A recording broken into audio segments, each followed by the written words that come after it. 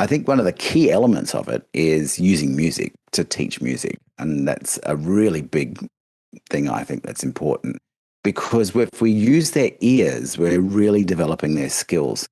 And they need that music at home as well, because to get them to practice, half the problem is they can't remember what they did, because that the dory going around the fish pond. Yes, yeah. Yeah, they can't remember. Or they're not really listening. That's right, exactly.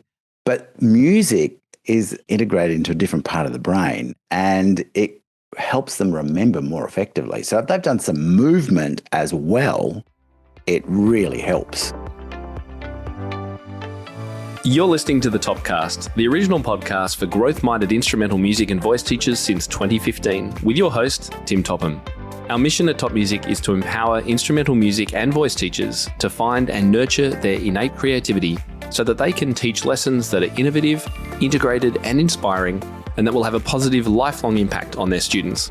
Join us each week as we interview teachers and creators from around the world and unpack fun and exciting ideas to maximize your teaching and studio business success. Is it getting harder to teach kids these days? Hi, I'm Tim Topham. You're listening to The Topcast, and this is the question that I am posing to my guest today. It's a short episode because Paul Myatt, who's been on the show before and is known to most of you, I'm sure, has just come back from overseas and is probably absolutely knackered. But we jumped in for a quick chat about what he's going to be talking about at Top Music Live. And we are talking, at least in part, about answering this question about how to engage these kids these days. Because things are changing, their brains are changing, life is changing, the world's changing, families are changing, everything is shifting, and we must keep up. Otherwise, we're going to become irrelevant if we're not careful. So I think this is an absolutely critical episode to listen to. It's nice and short, but we're going to be exploring just some of these ideas around what you can do to help make music learning more fun, more enjoyable, more motivating, and ultimately more successful for today's kids who have attention spans that are only seconds long, it would seem, at this stage. Paul Myatt is a passionate teacher, performer, coach, author, composer, and workshop facilitator. His purpose and passion is to continue to learn to work with people to assist them in developing their skills to achieve their goals. His experience extends across many fields: business, music, technology, and sports. Paul is a founding director and co-owner of Forte School of Music, a thriving and growing franchise network of music schools with over 5,500 students across 17 locations in Australia, New Zealand, and the United Kingdom. Since 1994, he has worked with his franchise partners to help them build their businesses in all areas, including marketing, human resources, management, and administration. And now he's here to help us as well. Welcome, Paul. Great to see you.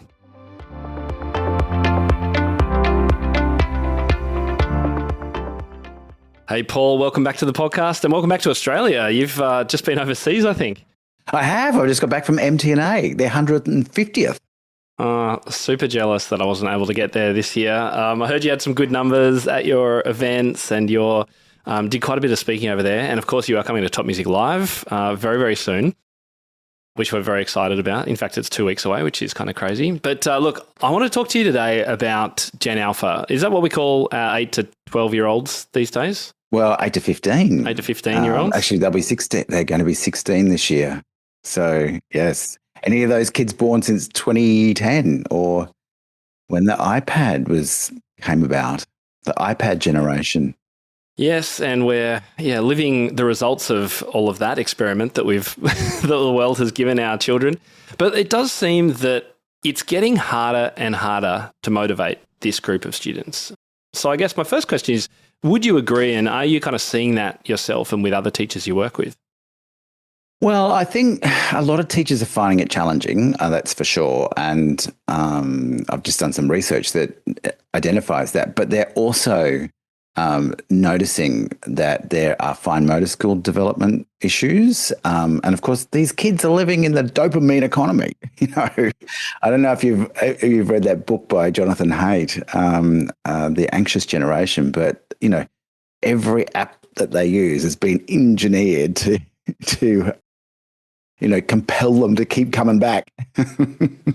Yeah, and to give them quick fixes of 5 seconds, 10 seconds. I mean, it's no wonder that we're trying to focus them for either 30 minutes or 45 minutes, maybe an hour, and they're used to 5-second sort of interactions with things. I mean, I was watching, there was that 60 Minutes report you might have seen just recently talking about this very sad thing they believe called digital dementia, which is starting to emerge in children because of the introduction of screens at such an early age. So I think, yeah, it's a bit of a worry, and it's really changing and shifting how I think we have to do the work that we do.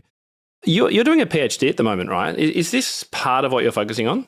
Well, I'm actually finishing a Masters of Research, and I'll be starting my PhD in July. And my research at the moment is about teachers and teaching, and specifically finding out about this particular issue that teachers are having and how they're dealing with it. And a lot of them are turning to movement and game-based learning to engage the students to start with.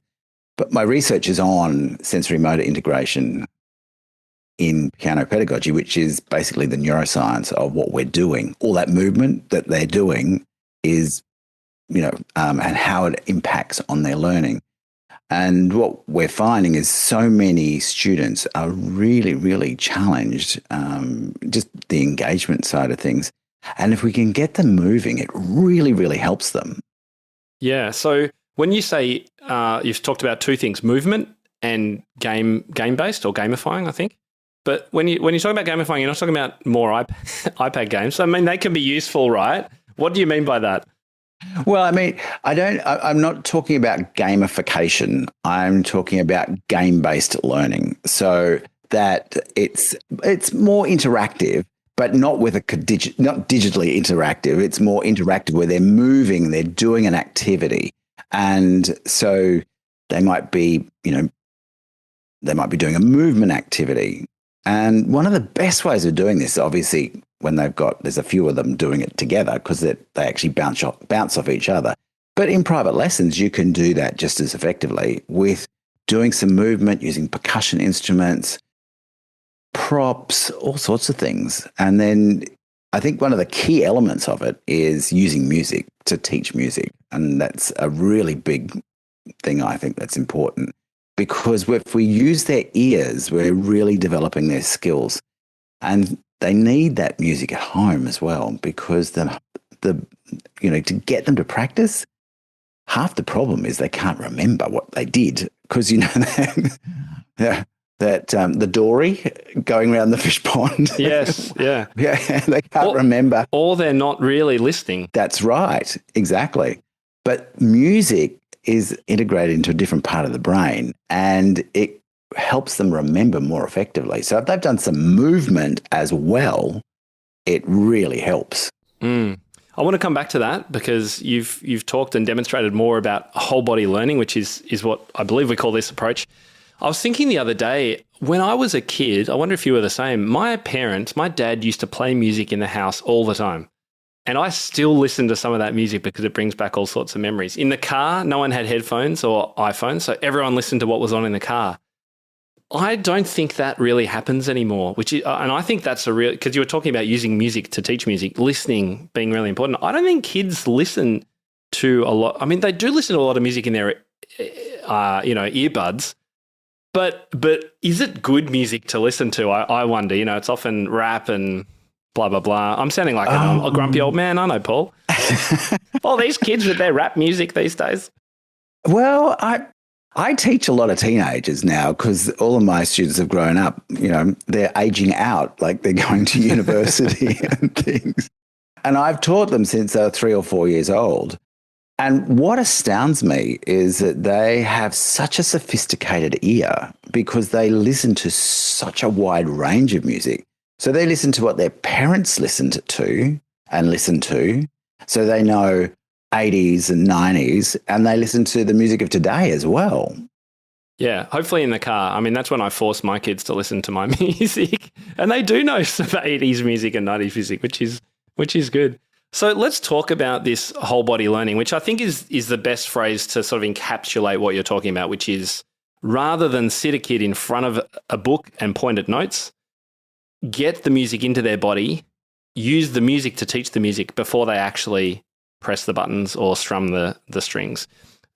Could you tell me, have I kind of summarized that in the right way? And maybe have we got a bit of a demo of this in action? Well, why don't we look at the demo, and then it makes a lot more sense when we then talk about it. Let me share this. I always like listening to you teach and seeing what you do with your kids. Thanks.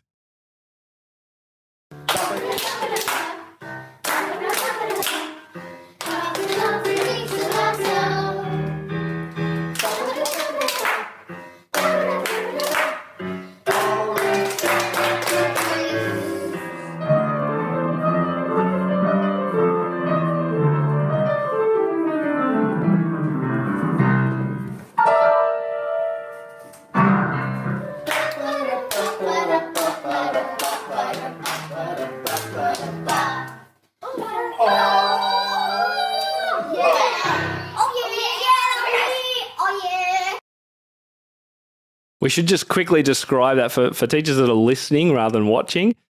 That was one of Paul's group classes. So you heard the kids singing at the start. They were off their instruments in the middle of the room, kind of dancing and singing along and moving their hands, clapping, etc.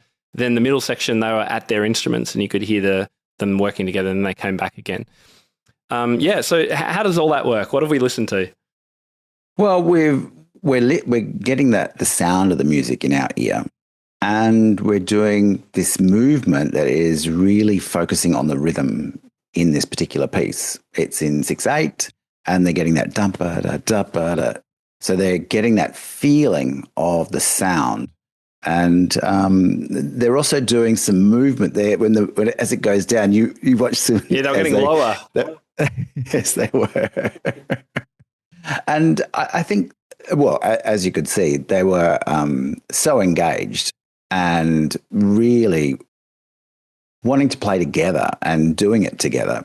That poor little boy who's there, he's a little bit older now. And there was a class of, I think, 7 girls and 1 boy. And they were just all having this brilliant time and making music together. And I think that's part of the things that we should take a little bit of the leaf out of bands and band instruments, where they're, the trombone player. Now, I don't know if you ever did you learn a brass instrument or anything? Or I did. I had to teach trumpet and trombone to year 7s once upon a time. So I had to learn it myself. Okay. So they'd go, like dun, dun, dun, dun, dun, dun. Yep. It's like, it's riveting stuff. Yeah. So, but it's so much more motivating to be playing with other people. So but that, if you're teaching one-on-one, you might not be able to have that situation. So that's fine. But doing that movement together, involve the parents, get the parents in as well. And if you can, that's a really good way of engaging the students, because then the parents know what the kids have got to do at home as well. Yeah. I think back in our day, the way of teaching that rhythm would have been to count 1, 2, 3, 4, 5, 6, 1 and a 2, and all that, right? A 1 and a 2 and a 1 and a 2. So why doesn't that work, Paul? Why? So because there's going to be teachers listening who go, well, that's how I teach. Why is this a better way? And why isn't that the best way? Well, I think this is when you're using the ear, it's really hard to play out of time because you know what it sounds like. And I have heard lots of counting, kids count, especially 3, 4. 1, 2, 3. 1, 2, 3. 1, 2. Yeah. With that pause. Yeah. And because there's no rhythm in numbers. And there's no feeling, there's no groove, yeah. There. And so I think using lyrics or made-up lyrics or whatever you're wanting to use, or solfege or letter names, things like that sound like the music, make it a lot easier for children to learn and then also to remember when they go home. And having the music at home really makes a big difference. I mean, I think I just gave them a YouTube clip of this to have at home. someone's performance of it, but they could hear it. Yeah, and I think that I've had a win when my student, I can hear them humming the melody of what we've been working on because they've been singing it. I think singing is so underrated, Paul. I know you would agree. Piano teachers in particular, we just avoid it at all costs until, suddenly a kid's got to do it for an exam and then we realize they can't sing. And if they can sing it, more often than not, they can play it and it's much easier to play. And if they can also keep a groove while they're singing it, they've kind of got the whole piece in their body. So, look, I just love this approach and I'm so glad that you are coming to Top Music Live to speak with us April 15th and 16th. That is next week when you're hearing this podcast, if you're hearing it live. So you're actually giving a workshop and you're also doing a warm-up. You'll be one of the speakers on our Roundtable Mastermind. So if you want to pick Paul's brain, find out about his research, find out what you can do to bring this movement into your studio without completely revolutionizing everything you do, then make sure you come along. Quickly, just your presentation, it's got a bit of a funny name, Using Music to Teach Music, which we said before. Using music to teach music. And it's all about... Yeah, I was going to say, could you just give us a quick, what can teachers expect or what are they going to take away from that? Well, a lot of people are doing off-the-bench activities and, is your off-the-bench off the benching? And so we're going to be looking at how to use music to teach music, but also how to get off the bench and why to get off the bench. Because there's, I'm going to be talking about French cognitive neuroscientist Stanislas Dehaene and his model for how we learn. And it's really important. Like, we need to move to learn. And I don't think you know this yet, but we've just got a new exhibitor confirmed. Optimum Percussion are coming in with all their chimes and boom whackers. Oh my gosh. And they are going to be there as well. Yes. So when you see Paul in action, you can actually go and grab these things from our exhibit room as well. Paul, I'm so excited. Sorry, I interrupted you. Oh, I was just going to say, I will tell them to bring some of the things that I want to use so that people can actually then buy them. Yeah. It'll be fantastic. I cannot wait. As I said before, it's only next week. We're down to the last couple of tickets. So honestly, if you haven't already got one, please come along. topmusiclive.com is where to find us. And you will see Paul and I in person, get to hang out with us for 2 days, and the Top Music 10th anniversary dinner on the Wednesday night between the 2 days as well, which everyone's welcome to join. So, Paul, thanks again. Can't wait to see you in a couple of weeks' time. See you there.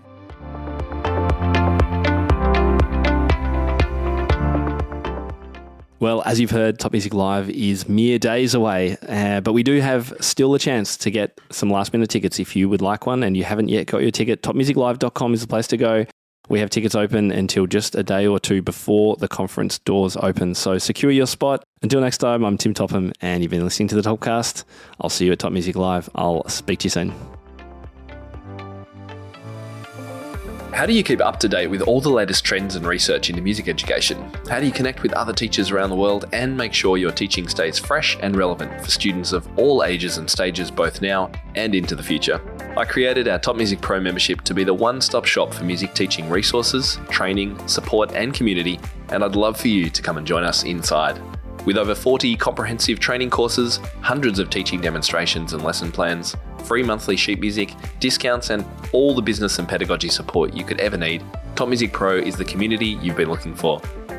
If you're ready to level up your learning from the podcast and join thousands of other teachers in our global network, head over to topmusicpro.com today. If you enjoy this show and want to hear more of our work, be sure to subscribe to this podcast wherever you're listening today. For links and resources mentioned in this episode, visit us at topmusic.co/podcast or check out the show notes. I'm Tim Topham. Thank you so much for listening. Enjoy your week ahead, and I'll catch you next time.